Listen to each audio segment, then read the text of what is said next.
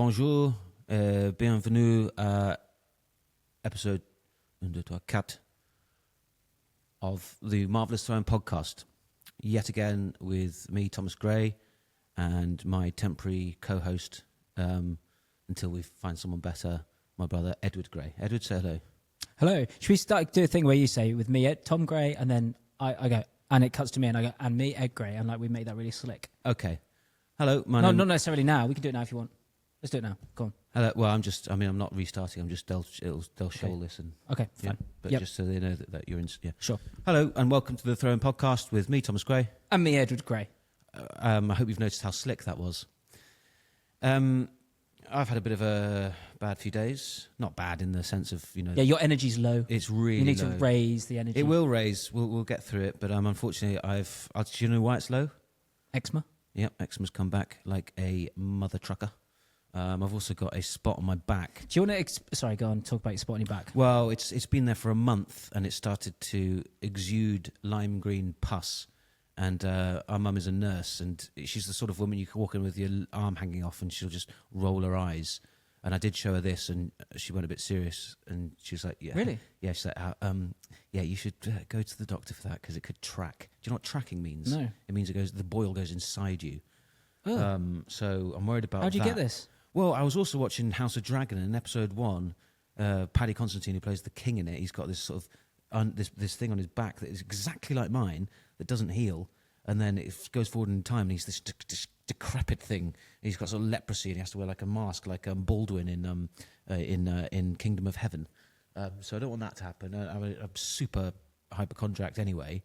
Yeah. My eczema's flaring up. My liver's throbbing every now and then still, though your liver does apparently heal quite quickly.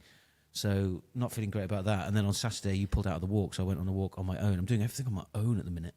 And I got burnt to a crisp because it was so hot and I didn't put on suntan lotion. Pulled out of a walk. Yeah, and then I'm just feeling a bit... I was a small fish in a big pond. I'm now a small fish in a small pond, and I'm still a fish. You don't want to be a fish. How did you get this bubonic plague type pus-filled From boil? scratching and picking. Probably with some sort of I probably scratched behind my knee, picked up something there, brought it over here, scratched it into that.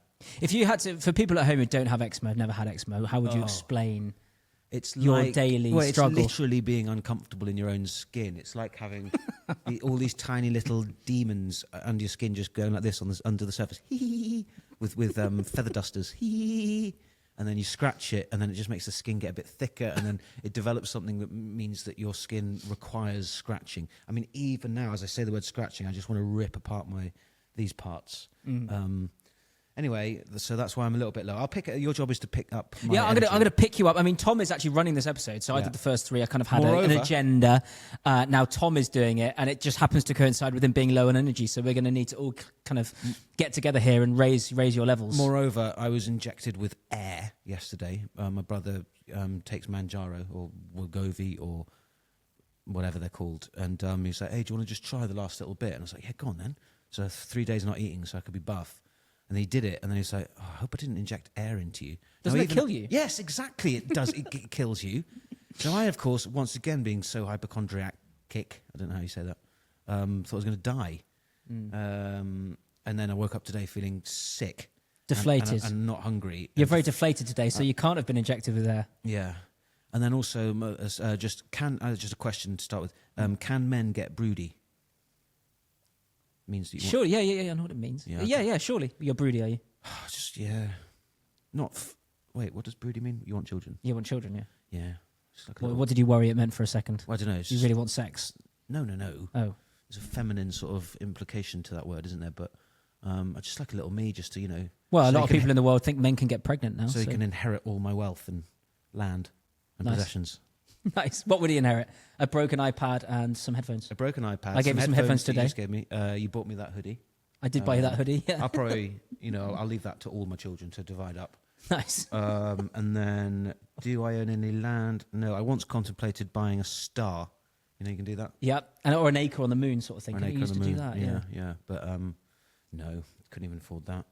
So anyway, welcome to episode 4. I promise that I will pick up with in energy. And I thought we'd start doing that by doing... I don't know if you've seen this. It might even be from Do you know? I think it might be from The Office, but I have subsequently seen it as a proper thing where you pick up your mood just by laughing. So forcing a laugh. So can you just laugh? Yeah. It is The Office because he does that. Yeah, he does that, doesn't he? Yeah.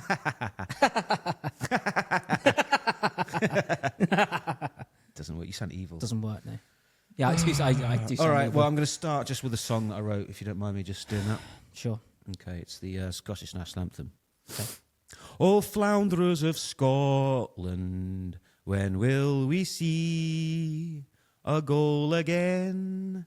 Ye beat the Haitians, that wee prick John McGinn, it got a deflection. But the proud Tartan army, though they drank most of Boston, they're out again. It's quite good. I can't sing. You can't sing. It would be helpful if you could Do you sing. want to try it then? No, I can't sing either. We may need on YouTube subtitles for that bit. Why? But Was it unclear?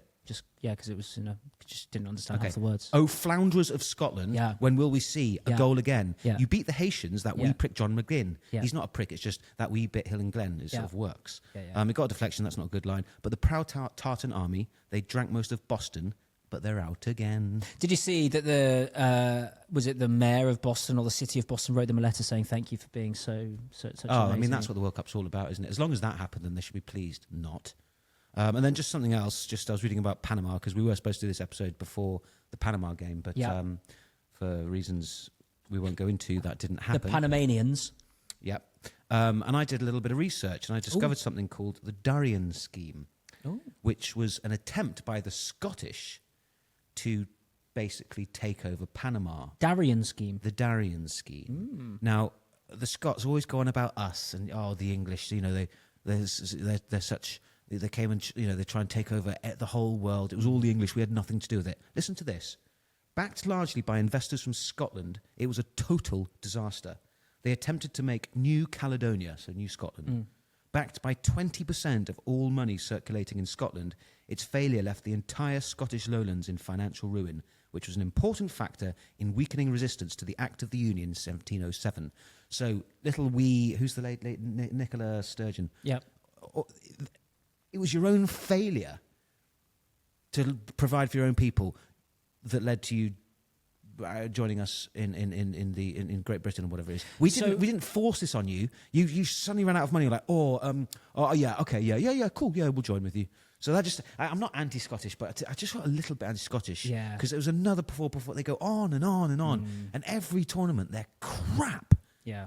Every tournament they qualify for, which isn't that many. Yeah. So basically, they would say that we are, colonialists who took over the world very unfairly. It's just we were good at it. They tried, but failed. Well, they tried to join in. They're like, can we do it? And then, sure, have a little go. There's a lovely little place called Panama. Lots of gold, probably, and a total. Where is Panama? Well, we'll come to that in a minute. Oh, uh-oh. And I'm glad you don't know the answer. No, I don't. Now, just some little facts to start with. These are just things I've plucked off the internet because obviously I'm in charge of doing this episode. So this is just sort of interesting. We can talk about it. Number one, football was once illegal in England. Did you know that? When? So medieval versions of football were essentially organised chaos. Everyone sort of knows that.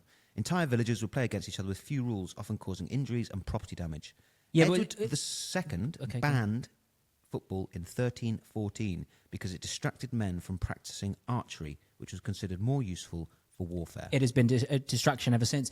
I thought, but was that like the old version of football where they used to kind of use their hands, or it was basically rugby and they used to run around towns and like there was just mass bundles everywhere? Rugby annoys me because there's that thing of like, it was incredible. The rugby school, they were just playing football, and then one of them thought, hang on, I'm going to pick up the ball and run. And then rugby was invented. Oh, what a genius. I could have done that. Yeah, he just broke the rules. He just broke the rules. Why ruin the game for everyone? Whistle and what are you doing? You're off. Yeah, and ruin the game for everyone. Yeah. You're right, actually. Soccer is actually an English word. Yes, yeah. The word originated in late 19th century England. Students at Oxford shortened association football to ASOC, then turned it to soccer. Yeah. In the same way, rugger came from rugby. Well, Americans simply kept using the term after most Britons stopped. Yeah, and I've heard that point before. And if you meet someone super, super, super posh, they always call it soccer. Hey, you're playing soccer, are you? Yes. And then the oldest football competition is older than many countries. What is the oldest football competition? FA Cup? 1871. It's older than modern nations such as Germany, 1871, same year but later, and Australia, 1901. So that's interesting. And that is interesting. Another little fact, the first red card wasn't actually shown.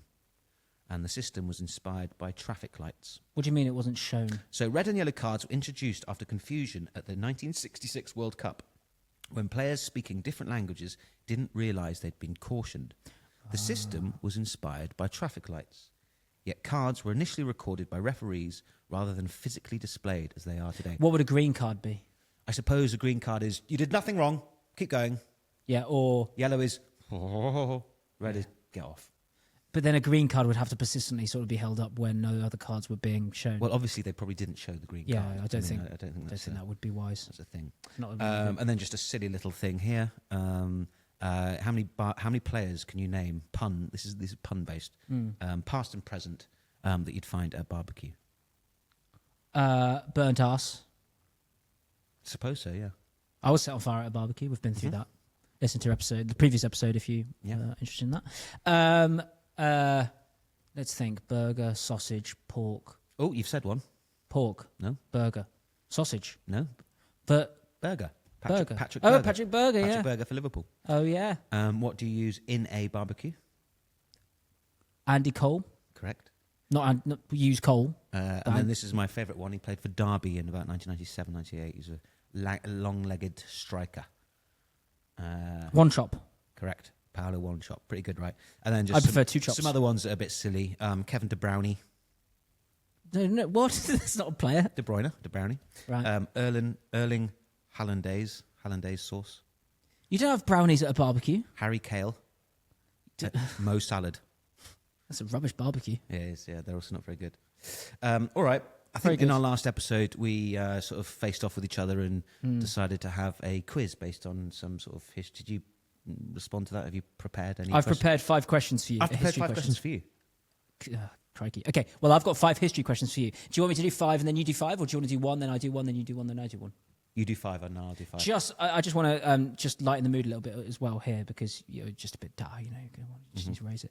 You had that joke about Robbie Williams. Helen's gone and Helen's here. Helen's gone and fit. Helen's gone and Heather's here. That's it. Well, sad news. I broke up with my girlfriend Lorraine because I was seeing another girl named Claire Lee. But the good news is that I can see clearly now. Lorraine is gone. Yeah, nice. That is actually not bad. I didn't make it up, but I just thought you'd appreciate that. Well, I have to admit, I know you've had a rough time with your ex-ma. I thought I'd just give you that. It is quite a good joke. I know you'd like also, that. I made a joke about Voltamada the pole vaulter. Now, the actual joke about, are you a pole vaulter, is a joke I'd heard when I was a kid. It's just, what was brilliant is that it came to me in that moment. So I just wanted to make that clear so you don't think So the brilliance is thinking of it quickly, not coming up with it. Yeah. Nice. Okay, Henry VIII had 6 wives. Can you name them in order? You can just say no if you can't. Catherine of Aragon. Anne Boleyn. Jane Seymour. Anne of Cleves, maybe. How many is that? That's 4. Catherine Howard. That's 5. And, wait, and then it's so before, divorced, beheaded, died, divorced, beheaded, survived. And then Catherine Parr. 100% correct. Is that in order? Yeah. Next Did you actually know that? Yeah, of course. Have you seen my notes or something? No. I'm surprised. I thought you would name them all, but I didn't know you'd get them in order. Yeah. Wow, okay. Yeah. Okay. Who was Thomas More? You mentioned him. And why did Henry VIII have him executed? Thomas More he wrote a book called Utopia, which means no places, so it was a sort of satire. And he was, I don't think he was the Archbishop of Canterbury, but he refused to acknowledge the divorce from Anne Boleyn, and subsequently was sent to the Tower of London and had his head chopped off. Yeah, he refused to recognise Henry as head of the Church of England because of the divorce. Yep. He was the Lord Chancellor of England. Well done. I'll give you 50% on that one. All right. So you're 1.5 out of 2. Thank you. Next one. People are listening. They're thinking, why are we listening to this podcast?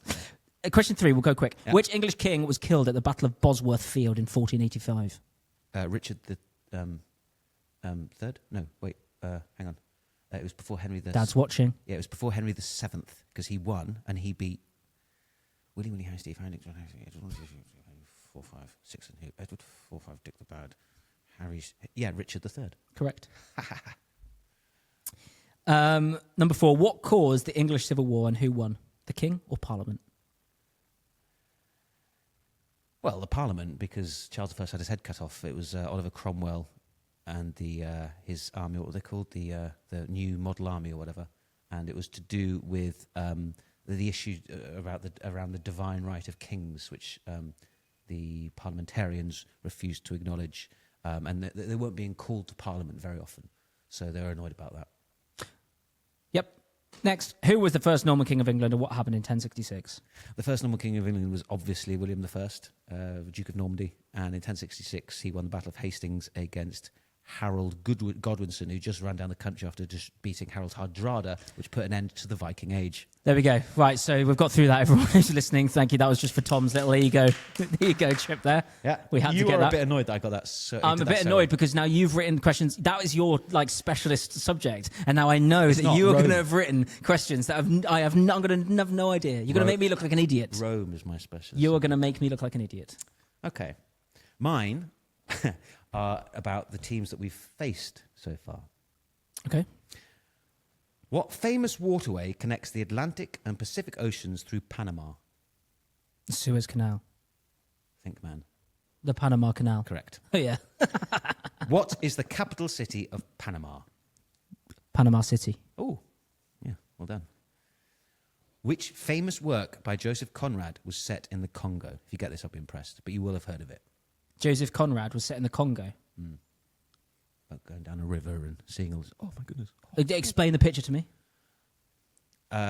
So it was about the Belgian You have no idea. occupation. No, I do. Belgian occupation of the Congo and its treatment of, I guess, the indigenous people there. Okay.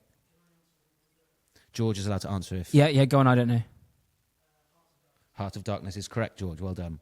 Loser. And then, before achieving independence, what was Ghana called by European traders due to its rich mineral wealth? Keep in mind, there is a country in Africa that's still referred to as, in that sense, which is the Ivory Coast, because it produced so much ivory. So before achieving independence, what was Ghana called by European traders due to its rich mineral wealth? Gem Island. Golden Coast. The Gold Coast. The Gold Coast. Yeah, you've done much better than you thought. I'm very clever. Panama is located on which continent? Surely South America, but I don't know.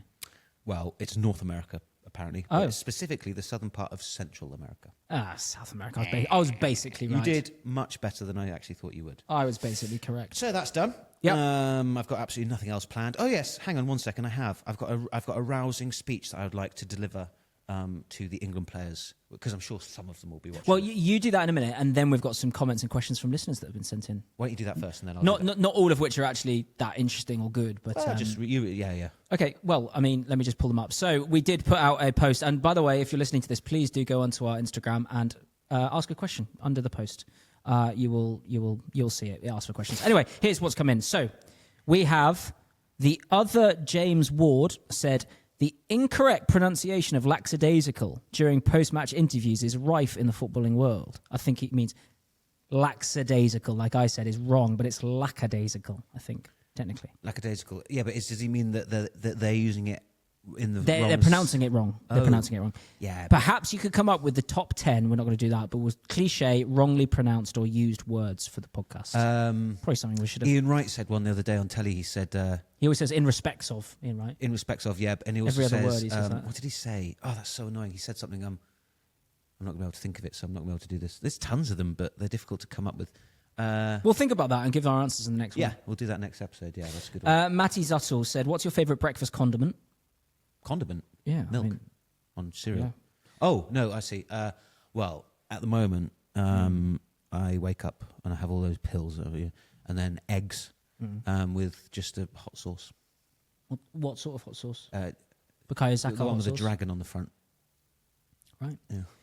What's your favourite breakfast drink? Coffee. Come on. How much do you miss Cedric Suarez? I don't know why someone's asked that. Is that? Am I not getting that? I can't. Did he play for Arsenal? James William Is Baker. he dead? Yeah, is he? I tell you who I miss. Maybe he's dead. Um, Breaking news: Cedric Suarez has died.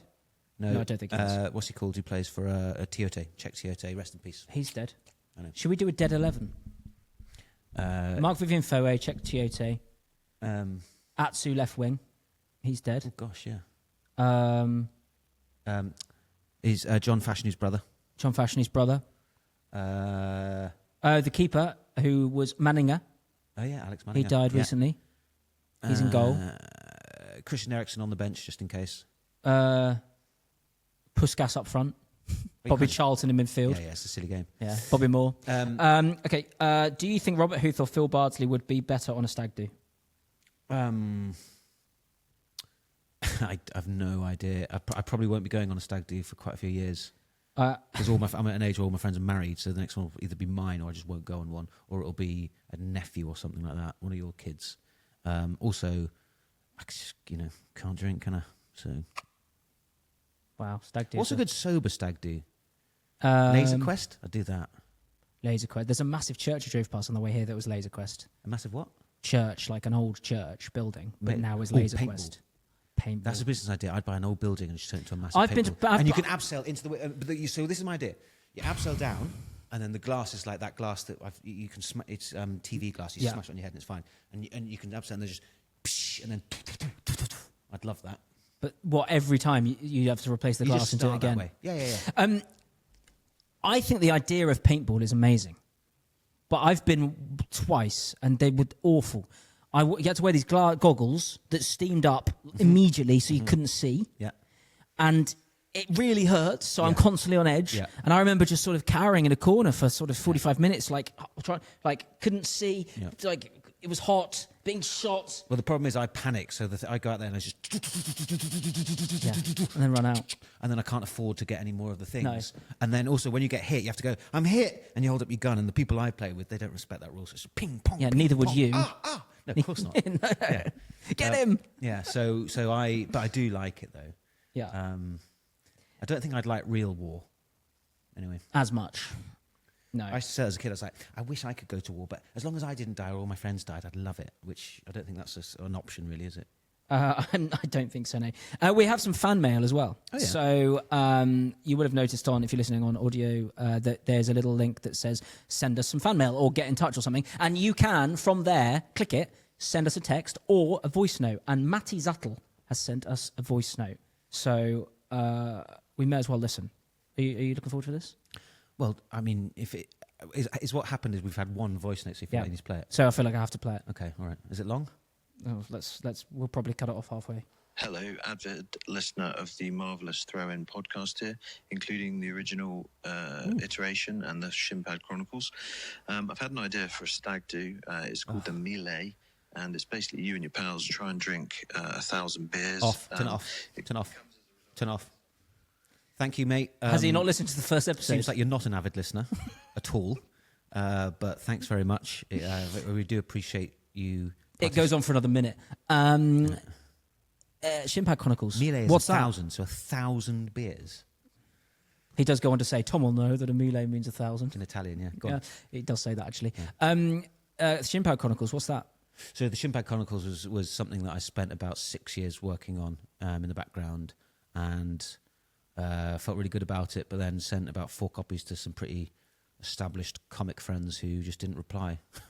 So crushed my confidence in it, and then I did send it to publishers, and they were like, "Yeah, it's all right." So sometimes you just got to bite the bullet and recognise that you're not as good as you think you are at things. I thought it was quite good. It was a footballing autobiography. It is quite good. Yeah, we should bring it back. Yeah, and but as you read on, you realise it's written in the vein of like a Roy Keane one or whatever. But then you start to realise that the career that he's referring to, don't give it away, as if the reader knows about it. Are you going to give it away? No, I think this would be on the blurb, wouldn't it? Is actually the story of his under-13s village football career for Curtin Kestrels. And when I say his, I mean mine. And it's obviously humorous. It's a bit like what would you say? It's a bit like a Salinger. It's like a Catcher in the Rye type thing. A kid speaking as an adult. It's as good as Catcher in the Rye. It's better. It's better. I've got a World Cup theme quiz for you, Tom. Oh yeah. Kind of fast, kind of speedy questions. Okay, are you ready? Yep. How many do you think you're going to get out of 5? 5. Okay. First question is about 1998. I'm going to start the 1998 World Cup. Okay. So let me just. That was the year of the not infamous, just the brilliant Nike advert where the Brazil national team go through the airport. Oh, and the R9 boots were so good, the mercurial ones that Richard, our cousin, had, and he bought too small for him and gave it to me because they. Did he? Yeah, remember? No. Oh, yeah. I've never worn a Predator. I've never worn. That wasn't a Predator. No, I know. I'm just saying that those. But I used to crave those. I think the silver blue Nikes with the yellow tick were too flashy for me. But I did want a Predator because I fell for the whole curl thing. Didn't you have two twins who always got the latest ones? Michael and William Bird, yeah. My pals, left back and right back. The Gary and Phil Neville of Curtin Kestrels. About 50 million for the pair in the modern world. They're obsessed. They'd get them moulded to their feet, and then they'd get their names stitched on the things. And we were all these are like 12-year-olds in the house. We were allowed to try them on, but we weren't. They would never let us use them out the house. Anyway, smart. Yeah. England beat Tunisia 2-0 in the opener. Yeah, of 1998. Shearer and Scholes. With Shearer opening the scoring, who got the second? Scholes curled it in. Next one. I am feeling a bit better. Actually. He absolutely loves it when he gets it right. He hates it when he gets it wrong, and it's like the podcast is over. Yeah. If he gets it right, it makes his day. Well, he's already smiling. Look, his eczema's not itching anymore. Yeah, little victories. It's all mental. That's all I've got to. Yeah. Michael Owen announced himself to the world in the tournament. What squad number did he wear? 18. No. 20. Yes. It's not bad. That counts as a... Not bad. I told you to put it on silent. Yeah, sorry, you did. I told you. Yeah, well, you didn't actually. Dennis Bergkamp's goal against Argentina in the quarters was voted goal of the tournament. Who got the assist for the long ball over the top? Oh, gosh. I think it might have been a defender. It could have been Van Bronckhorst, or it could have been Frank Rijkaard. No, wait. He's the manager, I think. I'm going to say De Boer. Yes. France came back from 1-0 down in the semis against Croatia. Which player got a brace? I think it could have been Jokev, but I think... Play along at home. Hang on, just wait. It wasn't Henri. Thank you, Tom Rowan, for the questions, by the way, if you're listening. Oh, yeah, thank you, Tom Rowan. Rowan or Roland? Rowan. Give me a sec. Stefan Givash didn't really play, but we then bought him that summer. Newcastle. 6.5 million, I think. We're going to have to speed this up. I know, but no, it's football. It's cool. It's football-based. Okay. It wasn't Perez. It wasn't... Okay, shall I give you a clue? It wasn't Piazza Vieira. Gone. Defender. Frank Leboeuf. No.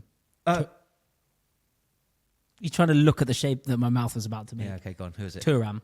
Lilian Thuram. Oh, it was. One of them was a proper... Yeah, I do remember that. I do actually remember In the final, Ronaldo was originally not on the team sheet, famously. Uh-huh. Which player did he replace? Romario. No, Edmundo. Round 2, 2002 World Cup we're in now.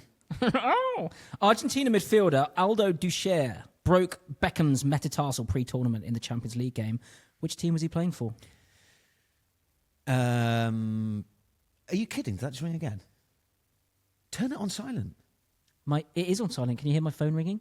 Was that him? No, it's my laptop ringing over there. All right. Just shut up. Carry on. I'm going to say Juventus. No, it was Deportivo La Coruña. Deportivo La Coruña. Beckham went on to recover and score the winning penalty against Argentina. Which former Premier League manager fouled Michael Owen for the penalty? Mauricio Pochettino. Yes, true. Holders France were shot 1-0 in the opening game. Who scored the winner? Against Senegal. El Hadji Diouf. No, Papa Bouba Diop. Ooh. Anyway, there you go. There's enough questions for that. I'll do the next one next time. What are you thinking of England's chances? We've been absolutely awful so far, Tom. Look, we beat Panama 2-0, but should have been. The way that it works in the World Cup, I've said this again and again and again. You slowly build up momentum, so you don't want to peak. We haven't peaked at all, and we've looked. I don't think he knows his first starting 11. I think that's true. The back four, I think there's been a number of variations. There's the wings. Saka and Rashford look much better, but the problem is they're cutting in, and they're it's not like the old days, left footer here, right footer here. It's the other way around, and so the balls that come in are a bit more they're not as dangerous, I don't feel. Do you not think? Yeah, I do know Like, what you that's mean. like- If you look at it on YouTube, you can see ball what like it means. that you can buff, but a ball that comes in like that is just going in to... swingers versus out swingers. Yeah, this an outswinger goes away from the goalkeeper, and an in-swinger goes to the goalkeeper. So if he can just step forward and whatever. So that's, if you look at, I'm pretty sure there wasn't an outswinger until Bellingham's one, and then Kane scored. I am not as pessimistic as others. I think we've done the job. I think we'll get better. We do need the next game needs to not just be a win; it needs to be a performance. We can't do what we did in 24 and just be crap the whole way. I think Senegal will beat. Oh, we're not playing them. We're playing Congo, aren't we? Congo. Wissa's going to score, isn't he? And put us out 1-0. Yeah. Do you know Wissa has scored the same amount of goals this World Cup as he scored all season for Newcastle? Yeah, wow. I know. It's depressing, isn't it? Very depressing. I thought I'd end just with a rousing sort of speech for the English national team. Go on. If they could watch. And then, George, presumably you could put some music over this. Might not be very good, but it could be absolutely brilliant. So here we go. Gentlemen. Oh. Into the mic, my brother says. Gentlemen, when you walk out onto that pitch, you are not merely 11 footballers. You are the latest chapter in a story that began when the first prehistoric Briton looked at a roundish rock and thought, you know what, I bet I can absolutely leather that. Somewhere, right now, a knobbly-kneed child is kicking a ball against a wall. He/she doesn't know about tactics. He/she doesn't know about formations. He/she only knows this. Hope. And hope, lads, is the most powerful force in the universe after the gravitational pull of a black hole, of course. Or a Premier League release clause. Yes, the critics will talk about statistics, of course they will. The pundits will talk about XG, sure. But history doesn't remember XG. And in 200 years, no one will care about chalkboards or whether Duncan Ferguson should be a permanent member of the ITV punditry team, which, by the way, he should, given how refreshing and insightful and positive he is. History, boys, history forgets the fickle. The meaningless hot air of Gilderoy Lockhart, or the misplaced optimism of Scotland every single time they qualify for the competition. What it remembers is true courage, the quiet, steadfast bravery of Severus Snape, brackets, the bravest man who ever lived, close brackets. History, my sweet, sweet boys, you wonderful millionaires. History remembers those that thwack it from 30 yards and make a nation spit out its tea, i.e. Joe Cole against Sweden when Owen popped his knee. And when the pressure comes, and it will come, remember who you are. For you are England. You are Shakespeare with shin pads. You are Churchill with compression socks. You are Milton with moulded studs. Look at the man beside you. I said look at him. Not with your eyes, but with your soul. For in that moment you will see not a teammate, but a brother. A brother forged in ice baths and during extremely well-paid advert appearances for things like soft drinks, deodorant, or house insurance. And if, in the dying minutes, your legs grow heavy, if doubt creeps into your heart, if the stadium falls silent, gaping up at a UFO mothership, ignore it and ask yourself one question. Not can we win? Not do we deserve this? But this. What would a lion do? And then roar, boys. Roar with all your heart and from the top of your lungs. For we are England, warts and all. The stars may fade, mountains may crumble into the sea, but legends live forever. 'Tis true, no man is an island, but by God, Englishmen, know this. All of us together, we are the greatest island on earth. Brackets, not in a jingoistic way, close brackets. The land of hope and glory. Rice will take a corner on a foreign field that is forever England!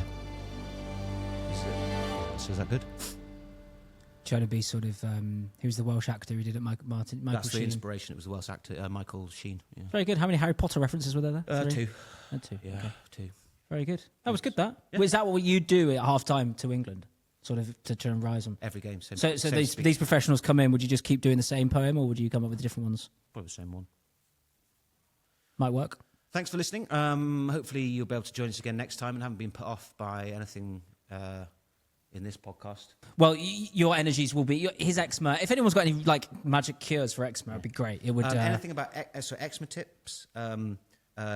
Sort of, keeping your self-confidence high in the lonely moments. Yep. When you're not here, there's an awful lot of effort for me to perform today because I felt really, really low. Yeah. but I'm still off the booze and everything else. And I've got my body fat percentage down by 0.6% this week, so thanks very much. It's been the Marvellous Throwing podcast. You've been great. I've been great. Ed's been all right. See you next week.